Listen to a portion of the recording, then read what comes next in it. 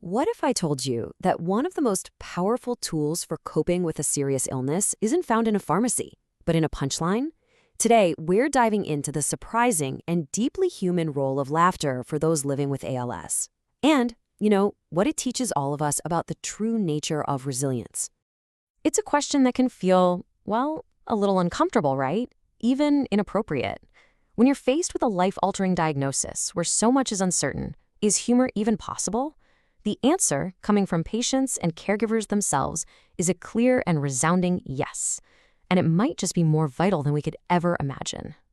So to start, it's really crucial we understand what this humor actually is. It is not about pretending the hardship doesn't exist or making light of a really grave situation. Far from it. This is about finding the strength to laugh in spite of it all. It's a profound act of courage and, honestly, a cornerstone of real resilience. What humor does is it provides a moment of psychological grace. It's this vital reminder that joy and connection haven't been erased by a diagnosis. It doesn't magically remove the burden, but for just a moment, it can make that emotional weight feel a little bit lighter to carry. And this feeling of relief isn't just some subjective experience. There are actual tangible things happening inside our minds and our bodies. The benefits of a genuine laugh can literally be measured, both psychologically and physiologically.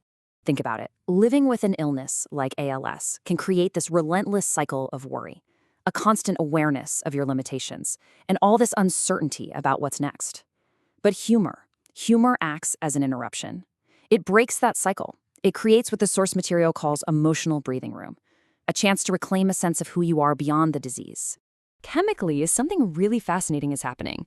When we laugh, our brain releases endorphins. Those are our natural feel-good chemicals. And at the very same time, it can actually lower the levels of stress hormones, like cortisol. So that feeling of relief, it's not just in your head. It's a real, measurable, physiological event. This all feeds into a really crucial concept, emotional resilience. And the key word here is adapt. See, resilience isn't about being tough or ignoring pain. It's about having the mental and emotional flexibility to adapt to hardship. And it turns out, humor is one of the most powerful tools for doing just that. So how exactly does it build that resilience? Well, humor helps us reframe difficult experiences, which makes them feel way less overwhelming. It creates a space where we can acknowledge how absurd or unpredictable a situation is, and that actually makes it more psychologically manageable. It gives us permission for lighter moments to exist right alongside the serious ones. But the power of humor isn't just an internal thing. It has this incredible ability to build bridges and strengthen our connections with other people, especially at a time when those connections can feel kind of strained or fragile. I mean, just imagine a room where friends and family are all walking on eggshells, unsure what to say. The conversation gets heavy with all these unspoken fears. But when a patient initiates a joke, it sends a powerful signal. It's okay. You can still laugh with me. That simple act can just dissolve the tension and open the door to more real, authentic interactions. This example is just so perfect. By reframing a mobility device with a joke like that, the patient is doing something truly remarkable. They're not only making the situation more manageable for themselves, but they're inviting everyone else to share in a moment of lightness instead of sorrow. It's such a powerful act of self-preservation. And at the end of the day, what this really does is preserve identity. A person's sense of humor is so deeply woven into who they are. By continuing to share that, whether it's witty, sarcastic, or just plain goofy, it reminds everyone that the person they love is still fully there, beyond all the physical changes of the disease. All right, so how can we help support that identity? How do we encourage humor without ever being insensitive or, forcing it? This next part offers some really clear, practical guidance for family, friends, and caregivers.